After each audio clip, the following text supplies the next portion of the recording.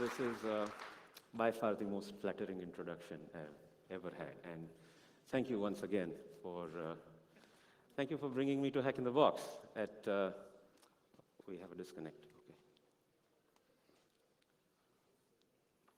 Okay. AV always gets you. And I think there's also some echo if you don't mind.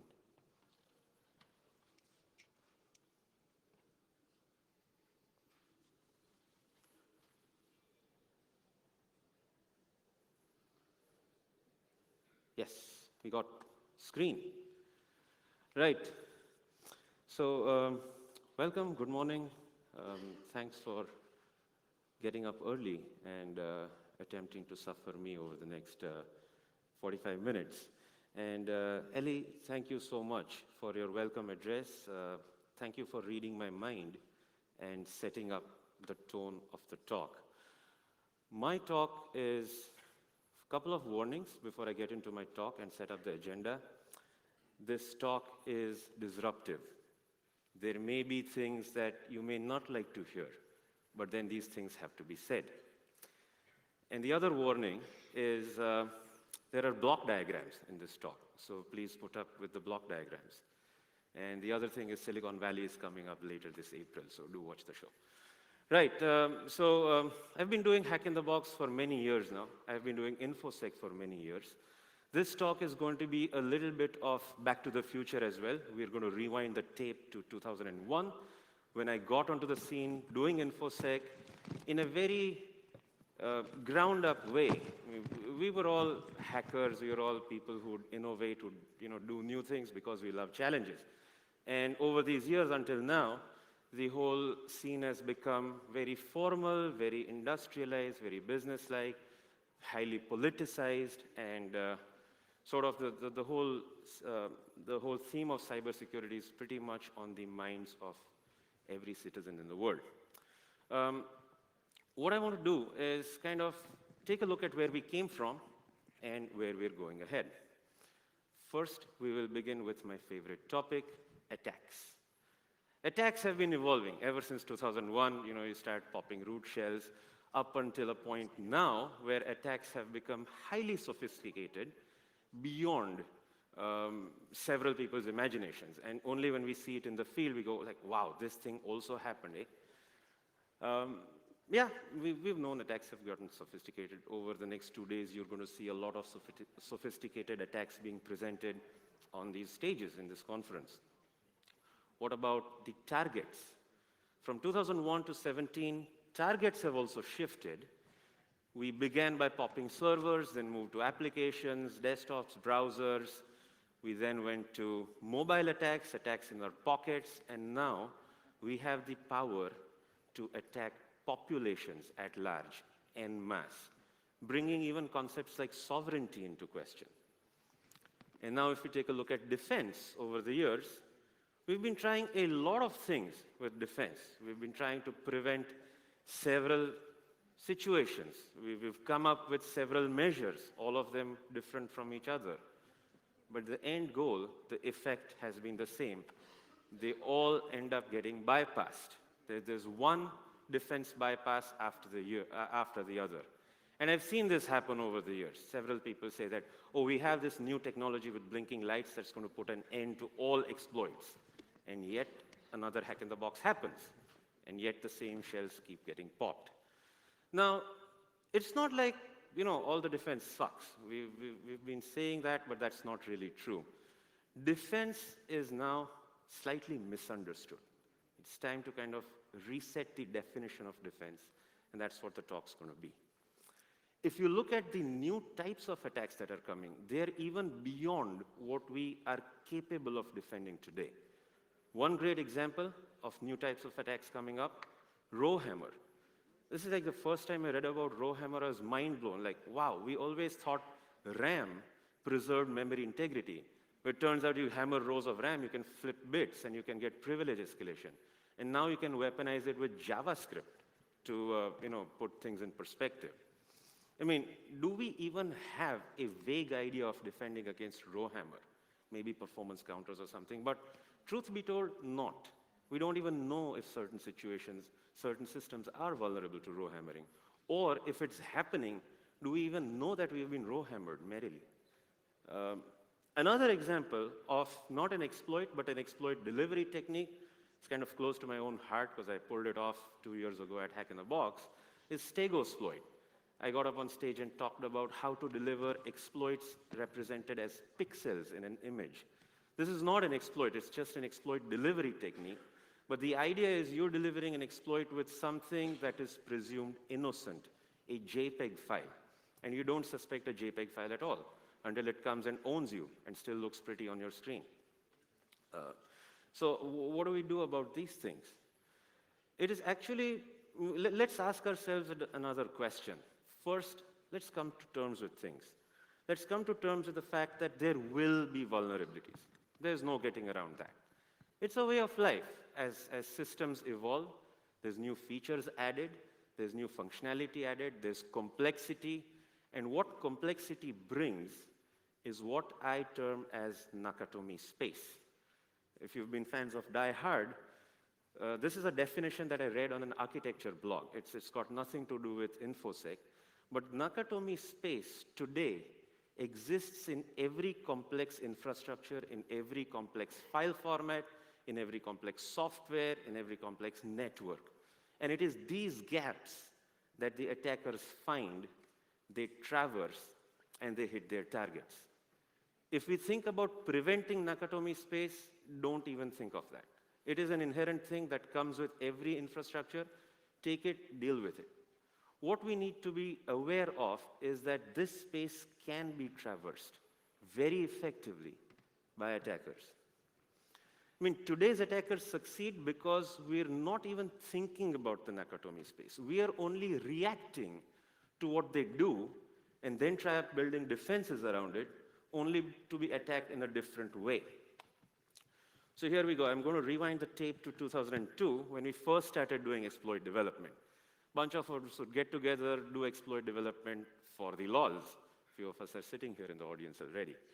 And you come up with a shell, you go talk to Hack in the Box or at Black Hat or at other conferences, you party around, and you get your fame on the internet. This was all fun and games until the industry started reacting to this whole thing. In 2001, the big target was Microsoft. Like everything happened on Microsoft, Unicode bug, code red, and Windows users getting slammed. And it was those times, we didn't know it, but 2002 was rather a dangerous time. Two parallel timelines emerged. Two parallel reactive timelines emerged. And I'm going to talk about what happens when the reactive approach takes place, and it is usually wrong. So, on one parallel timeline, we started piling up against exploitation. We started coming up with all sorts of technologies to mitigate against exploits. And new technologies keep being built up at great cost of building them, of deploying them, of troubleshooting them, and of adopting them. A new animal emerged. This animal is called the mitigator. The mitigator was conceived by a friend, Halvar Flake. He drew this sketch up, and then I colored it, and the mitigator is a well-intentioned, but a short-sighted and not terribly effective alligator, always working on making exploitation harder. And this is what we say, right? This is what we say in exploit development terms, that, okay, exploit mitigations is going to raise the bar to make exploitation difficult. So yeah, the mitigator raises the bar until it sees no more exploits. And this is the truth. Basically, InfoSec is about telling stories and representing stories with cute animals to drive points forward. Because otherwise, the CISOs don't get it. They don't get the fact that, oh, you have this register overflow. No, but you give them a mitigator and raising the bar. Oh, I get it now. Right. So this is one of the timelines. We've been seeing a slew of exploit mitigation technologies come up, only to be bested by new techniques of attack. So where is this going to go? Is this going to finally solve the problem? Logically, no, because you're not fixing the root cause. It's definitely making it harder, but it is not a panacea, as it has unfortunately been marketed to be so. Now, another parallel timeline, going back to 2001, and a rather disturbing and a dangerous trend happened. And this happened when Microsoft strikes back. This was the agenda in 2001. Few remember what happened in 2001. Today, we have this whole scene about responsible disclosure and all. We're kind of getting a little mature with it, but in the early days, this was rather an aggressive move. This was a memo posted by Scott Culp using rather hard words like anarchy, criminals, and safety, security is for your safety and security that we have to expose cyber criminals and round them up. This was a knee-jerk reaction to Microsoft getting slammed left, right, and center, and their products were being made to look bad. So what do? You react to the slamming. The reaction was, well, there were a few cybersecurity companies around the time, a lot of research being done. I was in one of those companies, so I know firsthand what happened. Like, we would come up with new research, we would submit the new research, and these guys saying, oh, you cannot do this, you cannot break us, you cannot make us look bad. And then we would say, oh no, we're going to talk about this at Black Hat or Hack in the Box. And they say, oh, you can't do this.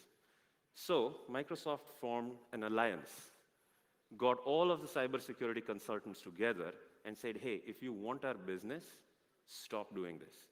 You will report only to us and not to outside. And under the whole guise of double speak and double think and new speak, this whole organization for internet safety was formed. Basically, it was a cartel. It's like, okay, you want to talk about this, you're going to lose our business contracts, straight up. So keep it internal, keep it closed, and let's not talk about it. The whole propaganda of responsible disclosure was floated at a closed doors meeting, and then, hey, loss of signal. I wonder if it is intentional. Okay. Let me try. It's on my screen. Pull the plug, put the plug back. Click the slide. Nope. Back on. Excellent. Microsoft will allow me to talk about this. Right. So this happened. 2005, Cisco Gate. Some of you may remember at Black Hat, they sent an aircraft with lawyers, literally like taking razor blades to the presentation binders and stripping out Michael Lynn's disclosures about IPv6 issues in Cisco routers. And this became a real mess. Lawsuits were threatened. Cisco looked back, conference looked bad, but then lawsuits were settled. But these knee-jerk reactions led to another trend. In 2009, a few researchers got up on stage at CanSec West and declared that there would be no more free bugs. We are trying to do research, we're trying to submit bugs, you treat us badly, we're not going to do this anymore. If you want sharp research, you're going to have to pay for it. So if you look at exploit development in 2012, things became really crazy. Now the cost of exploitation is very high. There's no public domain exploits. Exploits are being sold in the underground, traded, hoarded, used for commercial purposes, used for military purposes, and political purposes. It's now become a rather shady and sketchy game with very high numbers attributed to it. This is not how we hoped it would be. Information was supposed to be free and research was supposed to be free. Sadly not. So what happened? Another reaction. The defenders tried to buy back their bugs, saying, okay, we'll pay you bug bounties if you turn the bugs back to us. Great concept in principle. It was managed very well in the beginning. A few companies got it right, like Google got it really right. They wanted to crowdsource security intelligence and basically find the bugs. Not only we will fix it, we will roll out a patch in less than 24 hours. And this was a commitment established by Chris Evans.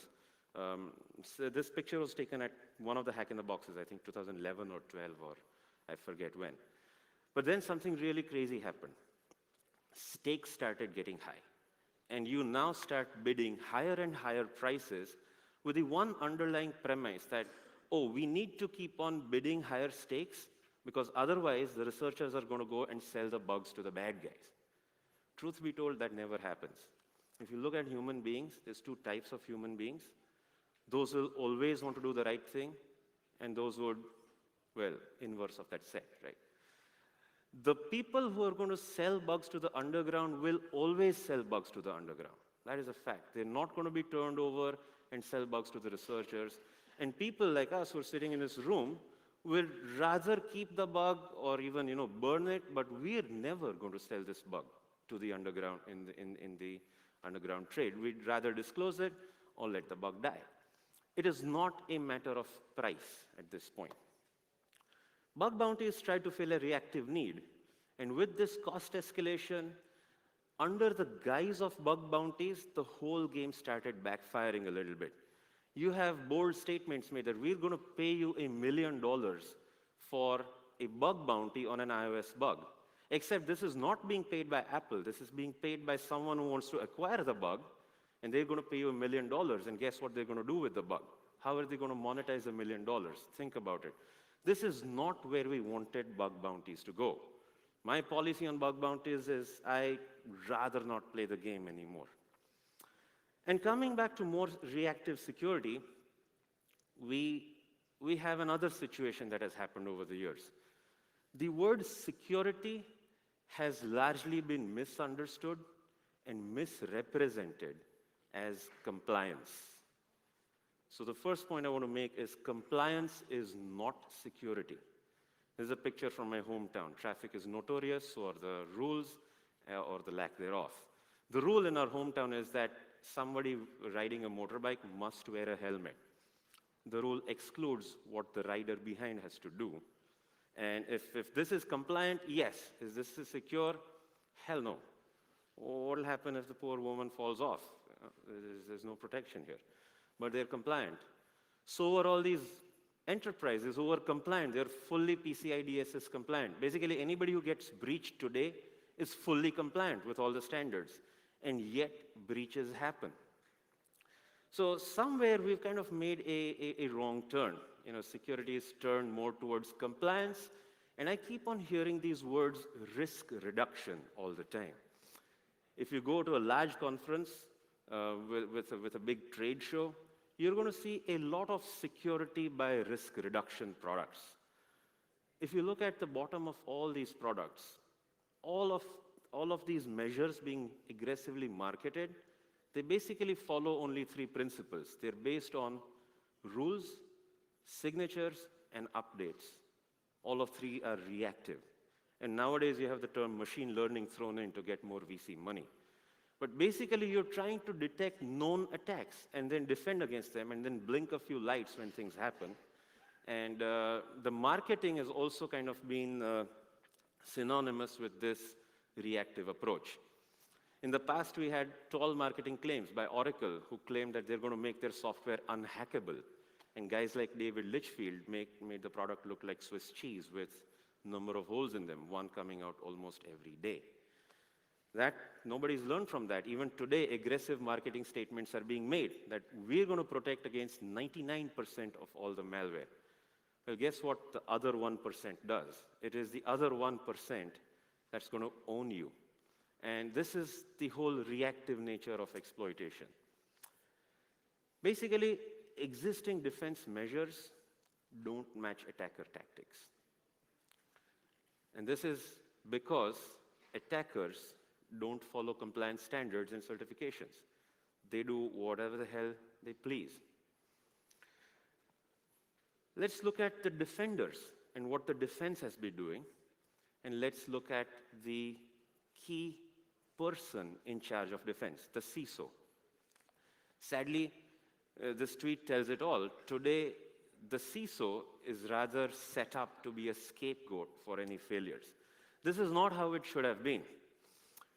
Again, rewinding the tape back to 2001, IT was booming in 2001. IT was seen as something that would propel the business forward. And the CIO position came to be, and the CIO position got a lot of respect. Very soon, this whole attacks and exploitation and hacking started happening. So the CIO says, oh, I don't want any of this. Let us now create a separate role called the Chief Information Security Officer. And because of this division, two things happened. Infotech was seen as a business enabler. Infosec was seen as risk reduction. Guess where the big budgets went? The budgets went for enabling business, so nowadays you have marketing and business trying to do reckless things with IT. And then the CISO has to basically deal with cover your ass. If everything goes wrong, blame the CISO, let's not blame the recklessness. And this is a very disturbing trend because, sadly, InfoSec is now being viewed as a cost center. And the goal for the board members is to keep the costs low. And Ellie mentioned really well that it is the board that has to take notice of the fact and enable proper defense by empowering this job function. How do you do this? You walk up to a CISO and ask them this one very important question. Who are the scarier people? Attackers or auditors? Choose your defenses. Who are you really defending against? If you're defending against auditors, this is not the conference for you, this is not the talk for you, you may get up and go and have breakfast. But if it is about defending against the auditors, then let's talk. Then it's time we made security great again, not by building firewalls, so this is not what we want to do. We really want to improve things. We really want to redefine the word security. We want to remove the definition of compliance and reapply the definition of defense. Security is all about defense. It's not about compliance. It's time we first accept this. And for this, I've kind of laid out 7 principles. I'm loosely calling them 7 axioms of security because principles didn't really fit in the slide and axioms did, so I squeezed the word in. And I have basically created these 7 thoughts. All these thoughts revolve around one theme, that it is time that we started defending ourselves with proper information and proper intelligence. It's all about intelligence-driven defense. It's all about making the shift from reactive to proactive. Accept the facts, let us now learn how to defend. And how do you want to now redefine defense? First comes the definition of defense itself, that defense doesn't mean risk reduction. And the CISO's job is defense. I was trying to look up what the CISO's job function is, and somebody had made this huge mind map.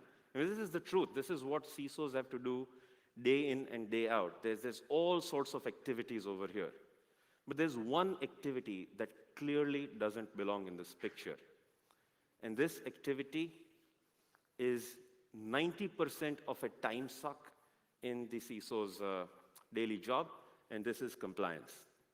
It's time that CISO says that compliance is not my job. Once you relieve yourself of the burden of compliance, you get a lot of spare time and energy and budgets, and I do hope they do allocate 10% of the budgets for defending the organization, not for being compliant. It is time we make another fork in the road. It is time we take the CISO's role and divide it into 2 again. The CISO's job is InfoSec, which is defense. It is about defending against attackers. And now we have a new position created called the Chief Compliance Officer, whose job is simply to defend against the auditors. This has to be the new cost center. Pay the piper, get the auditors out of the door.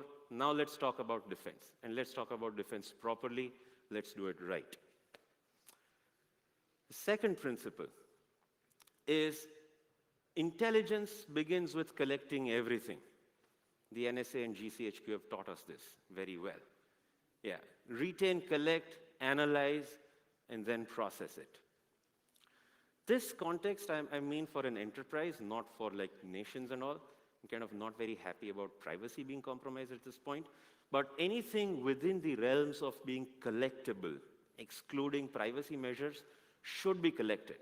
I mean, today the cost of storage is minimal. You don't really have to pay much for storage. It is costlier to delete than to retain. Now, what do you do with all these collections? Keep in mind that historical data has fantastic value. You go back to the past, learn what has happened, and then build the analysis to defend yourselves for the future. The most important component of defense today is a well-engineered security data warehouse. And this is going to be the source of all your intelligence. Where do we get this intelligence from? Now, there again, we had some reactive measures. There were companies selling pew-pew maps. And we're going to sell threat intel, and these guys are attacking each other, and you get these things live on the screen, missile command going on. This is not security intelligence. It's a joke. Real security intelligence comes from within your enterprise.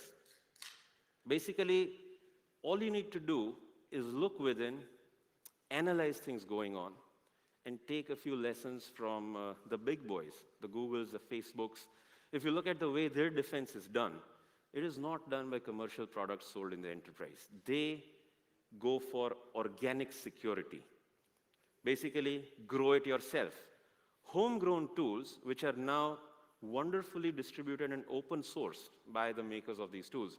For example, I've been telling CISO enterprises, how many of you are using OS Query? It is a brilliant platform. You can basically query anything going on in any process in your enterprise using a single SQL-like language. And use this, analyze your sources, figure out what's going on in real time, build a good blue team around this, put these tools in the hands of the blue team, and give them a carte blanche to defend the enterprise. Don't get in their way. Just like we've been making a case for red teams to attack, let the blue teams defend unencumbered. Bring good talent on. Support open source. Grow your own tools. Share them. Improve them. Learn from them. And distribute them out. Use them. Tell stories about them. And if you want to see where you want to get good talent, don't look any further. Just look out in the ComSec area, in the tracks. You're going to find the talent. If you support these initiatives, the talent's going to come and build a very good defense organization for you. Now, several times, you have this whole distortion of reality. It's like, am I hacked or am I secure? Halvar Flake made this point in a keynote a couple of weeks ago, is that you can never really tell whether a system is hacked or secure. And that led me to my third axiom, which I call as Schrodinger's hack. Let us take a cat, put it in a box with poison, connect it to a Geiger counter, and close the box. You don't know if a system is hacked or secure, but let's just accept the fact that it is hacked and secure at the same time. Every system exists in two states parallelly. It's only when you choose to inspect will you learn the truth as to what the state of the system is. I mean, this is basically the rationale for penetration testing. And what this axiom translates to is basically test realistically. Do not test with bullshit assumptions. Today, whenever I'm ordered to do a pen test, you rather have the foregone conclusion that they want to see that the system is secure. So what kind of testing will come out with this outcome? If you want to test and prove that a system is secure, here are the rules. This is the testing strategy that we're sometimes asked to do. Wait for a new production build. Everything's going to be fixed in the next build. Don't test now. We're going to test later. Great. Don't test on production. Only test on UAT, because production is fragile like a butterfly. You can't let it go down, whatever. Perform non-intrusive testing. Yeah, great. It's like me getting a massage without the massager touching me. Fantastic. And then, all of these, by the way, are out of scope. No social engineering, no mobile attacks, no doing this, no doing that. Great. Tell that to a real attacker that this is out of scope, mind you. And lastly, test during off-peak hours, which basically means 5 a.m. or 4 a.m.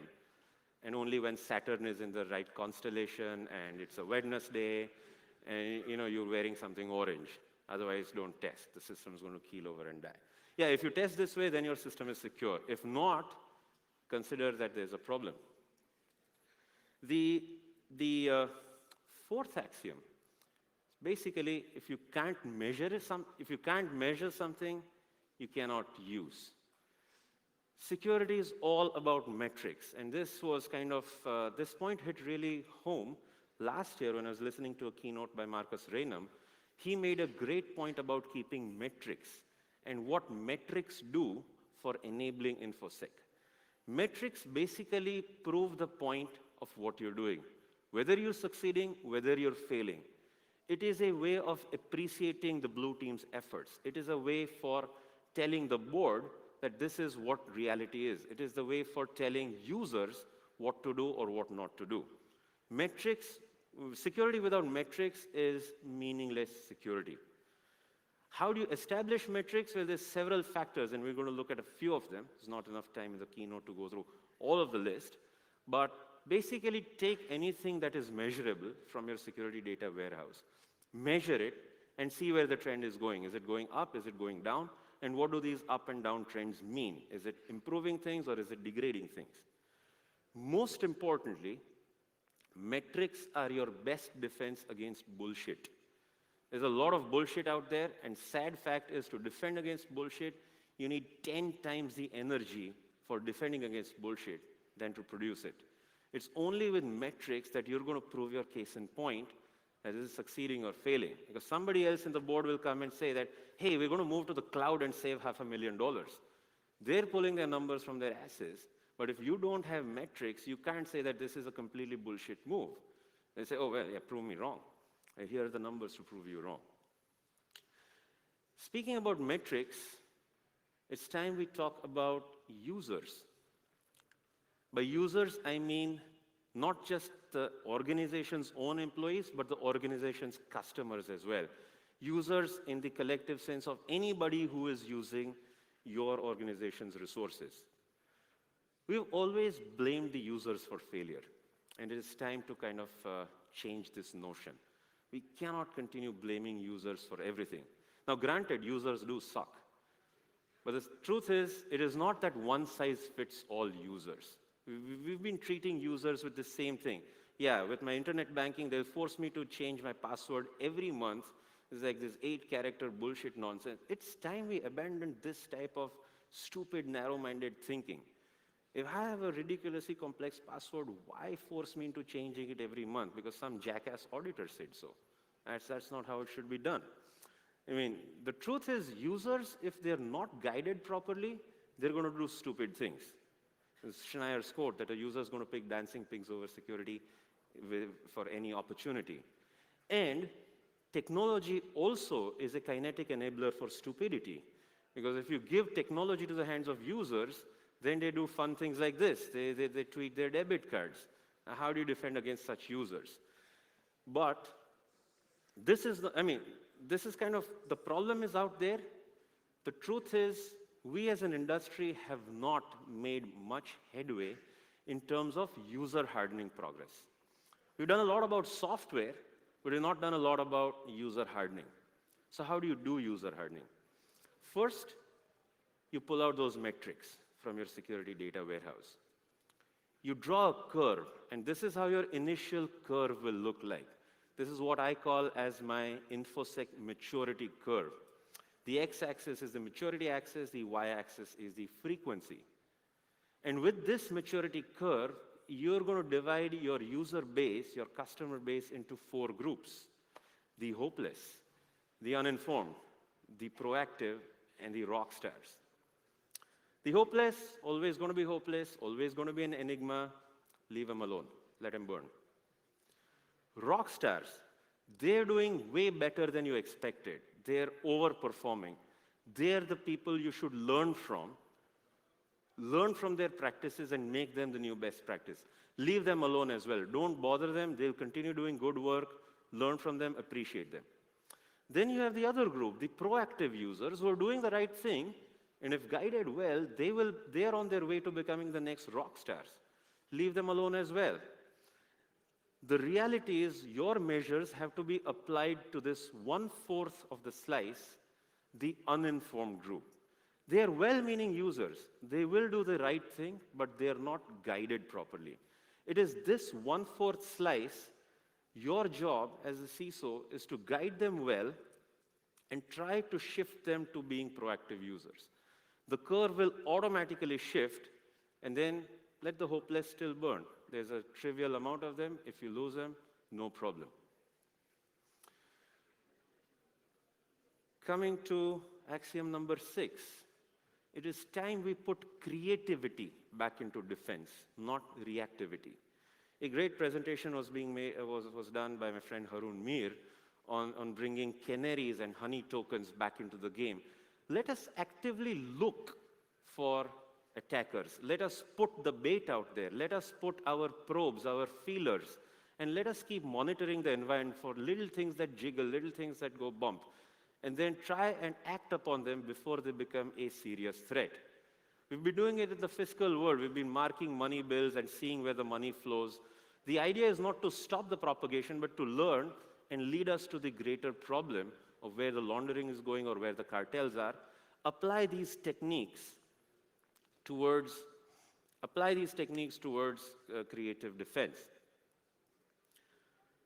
And the last axiom is basically the CISO has to make security visible. The CISO has to make defense visible. The CISO has to make defense count. And visibility extends all over, visible to the customer. Take Google's example. They're doing a great job of telling the user where they've been logged in from, how many concurrent sessions are there. This control is enabled for every user to see and also change. They have the power to log people off. These type of measurements should be also brought up not only to users, but to your employees, to the blue teams, to the red teams, and eventually to the board as well. How do you make security count? What makes visible defense? I mean, there's several things. You can have several line items that's going to make for visible defense. Here's a few thoughts. First of all, that maturity curve. Keep improving that maturity curve. Keep checking it. Keep pushing it. Whatever needs to be done has to be done. If it's not working, try a different strategy. Reduce the blue team's response time. The time taken for the blue team to detect anomalies, to detect attackers. Try challenging them to keep detecting faster and faster, and let them go creative over it. Don't tell them how to do it, tell them what to do, and let them surprise you with new ways of doing this. Third, to the board, it's all about money. Money talks. So demonstrate this. Money saved is money earned. Demonstrate a constant reduction in frauds or fraud attempts. This will enable greater budgets. This will enable you to get more toys and get cool people and build stronger blue teams. Produce creative defense tools. Open source them. Talk about them. Bring the community together. Let others use these tools, and let your tool makers look like champions. And then you get improvements, you get the collaboration. It's time we rolled out a lot more defense tools. There's a lot of attack tools out there. That's because attacks are cool. Attacks are being incentivized. Attacks are being shared with the community. It's time defense tools take the same center stage as attack tools. Attract smarter talent in InfoSec. I mean, this is a paradoxical situation. If you do cool things, smarter talent will come. If you don't, smarter talent will leave. Sad problem is most of the smart talent in InfoSec today is wasting their time in compliance. This has to change. It's time compliance gets off this bloody boat once and for all. And with every week, I tell the CISOs to take a CISO strength check, a fitness check. This is inspired by Matt Swan. Matt Swan created this Maslow's pyramid of InfoSec defense, of incident response. I've kind of adapted it to a hammer test. Every week, see how high you can strike this hammer. Can you go all the way to the top? If not, keep working your way every week and demonstrate proactive defense.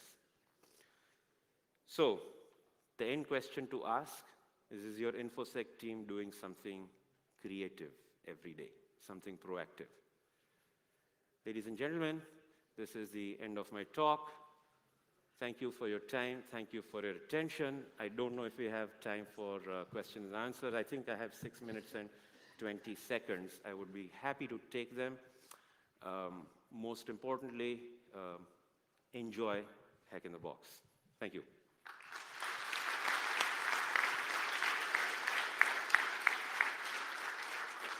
Thank you very much, Saumil. Questions from the floor? No?